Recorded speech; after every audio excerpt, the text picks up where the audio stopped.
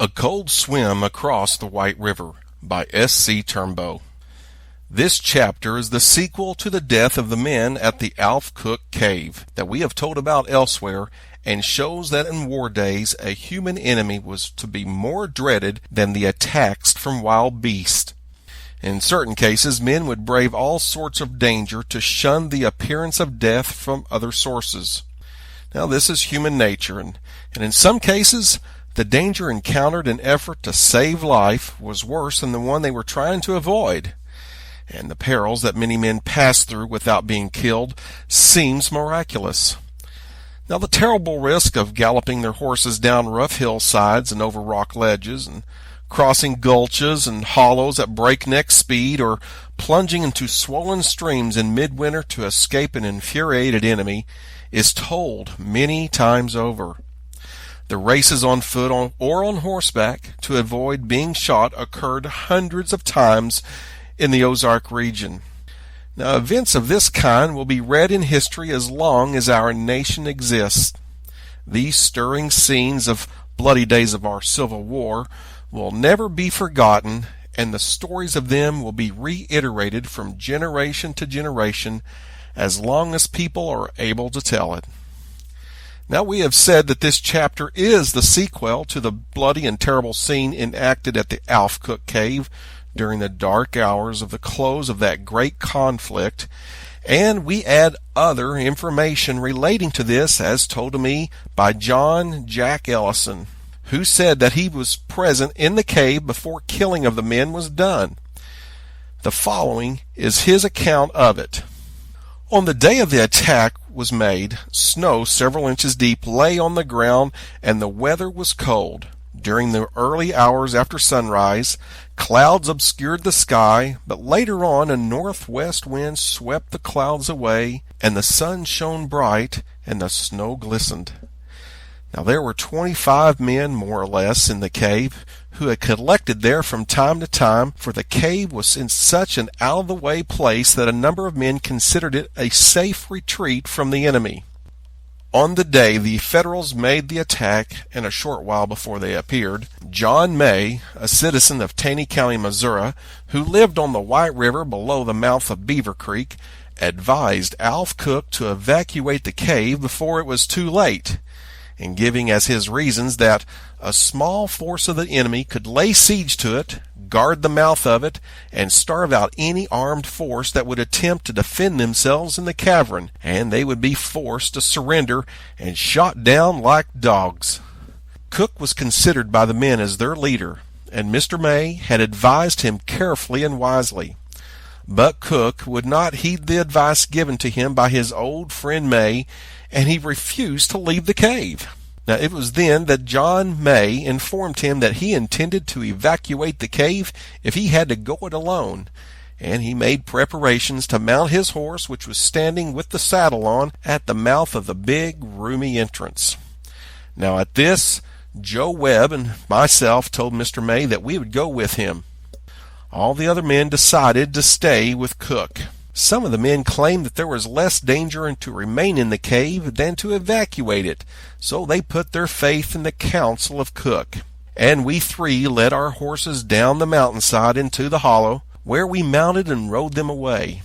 Now, after we rode about 3/4 of a mile from the cave, we heard several shots in quick succession, and the shouting of men, and we knew at once that the enemy had arrived and were attacking and killing the poor fellows we had just left. We had just got away in time, and knowing that the enemy would follow our trail in the snow, we hurried toward the river. The killed there, besides those who was already mentioned as we learned afterward, were Ed Weaver and Billy Johnson. Those who were taken prisoner were sent off were Ed Johnson, Anderson Moore, and John Wheeler. The last name was the son of Bill Wheeler, who lived on Taney City Ridge near Taney City, Missouri. Now, all the rest of the men were set free. Now, to our ride through the deep snow and over the rough ground to the river. Now, the snow impeded our progress, but we urged our horses along as fast as their weak and hungry condition would permit it. In the course of a few hours, we reached the bank of the river at Dubuque and found that the village was entirely deserted. The river was swollen and was about 6 feet past fording, which almost dumbfounded us, for we had a better chance to escape if we could cross the opposite shore, for we were better acquainted with the hills and the roughs of the north side than on the south side. It was almost certain death to remain on the south side. Now, if we could manage to cross over, we might save our lives. Now, no doubt the enemy was in pursuit of us and would arrive in short time, and after a short chase would lay us in the snow cold and death. For our condition, the resistance we could offer would be feeble. Now, if we turned in another direction, the enemy would certainly overhaul and shoot us to death. John May was our leader, and we had implicit confidence in his leadership, and we told him to lead the way and we would follow. "Well, boys," he said, "our only chance to escape is to cross the river." Now, though I and Webb had just told him to lead us and we would willingly go with him, but we exclaimed, "How can we succeed in getting over unless we had a canoe?" For there was not a craft of any kind in sight. But Mr. May answered, "We can swim over." Oh, the horrors! It seemed like death to remain there, and we would certainly die by drowning and freezing if we attempted to swim across the ice-cold stream. May said it was better to die in the cold water than to give the enemy the pleasure of shooting us to death and boasting over our dead bodies. This settled it, and hurriedly placing the bits of leather and the tubes of our guns and pressing the hammer of the lock down on the leather to keep the breech of the guns dry, and after stopping up the muzzles of the guns with pieces of torn cloth from our saddle blankets, we tied the guns to the pommels of our saddles and with the barrels hanging down, and fixing the bridles and stirrups so that the horses' feet would not get tangled up, we were ready to enter the cold, swift running stream. Mr. May led the way as he started down the bank to the river. He remarked in a solemn way, "Men, we must cross over or die in the attempt." Now, when May reached the edge of the water, he stopped and got behind his horse, took hold of his tail, and urged him forward into the water.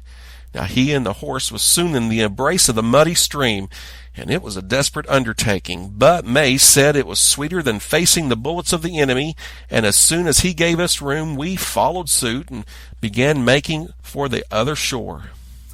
How we contrived to reach it, I can never explain it, except that we held to our horses' tails and they pulled us across. It was awful work for our weak and jaded horses to have to battle against the ice-cold waves, but it was war, and war meant to kill or destroy.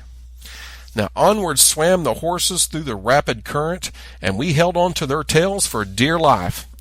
Now we could see the horses' heads in the breeches of our gun every now and then as they would bob up and down in the water, but it was all we could do to prevent ourselves from strangling. Now the water beat us far down the stream, and it seemed like an hour before we reached the other side, but I suppose it was only a few minutes when we crawled out of the water. We found that we were more than 1/4 of a mile below the village. Now when we got on shore, we shivered and shook, and our bodies were numb as well as shaking. We felt like we were going to freeze to death. We must do something to rouse the circulation, or we would freeze to death, and we managed somehow to mount our cold, shivering beast and rode across the bottom in the Jake-Nave Bend to the deep gulch in the hills, where there was a shelving rock with some dry wood under it. Here we stopped. Part of our powder and our powder horns was found to be dry, and we hunted around and found some dry leaves and small sticks and other materials that rats or other small animals had carried into the crevices in the rocks. And with this and the dry powder and a flint rock and a piece of steel, we flashed and struck until we had a little smoke, and then a little blare, and then we piled on fuel as fast as the fire would bear it, without smothering it out, until we had a roaring fire which began to relieve our cold and shivering limbs.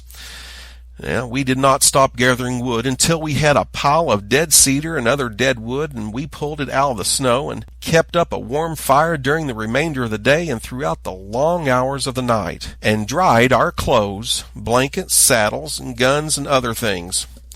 We remained there for 24 hours without anything to eat for ourselves or our horses. Now, though we needed something to eat very bad, we felt even more sorrow for our starving horses than for ourselves. We knew that we must leave there and seek food for ourselves and provender for our weak and jaded animals. And so we left our comfortable quarters and a warm fire. As soon as we led our horses onto the top of the hill, we mounted them once more, and after a slow ride of several miles through the snowy hills, we reached a small cabin occupied by a man and a woman who gave us food and something for our horses, which did make us feel very grateful toward the man and his wife. Now, after we had ate to our satisfaction and our horses had enough to eat, we left the settlers' fireside greatly refreshed and remounted our horses again, and we bid our host and hostess adieu and began on our journey towards Batesville, Arkansas. And after much suffering, cold, and hunger, we arrived in the near vicinity of that place and finally surrendered to the federal authorities who were stationed there. Now, these are some of the hardships that I and others had to undergo at times during the 4 years of death, destruction, cold, and hunger in northern Arkansas and southern Missouri, said Mr. Ellison.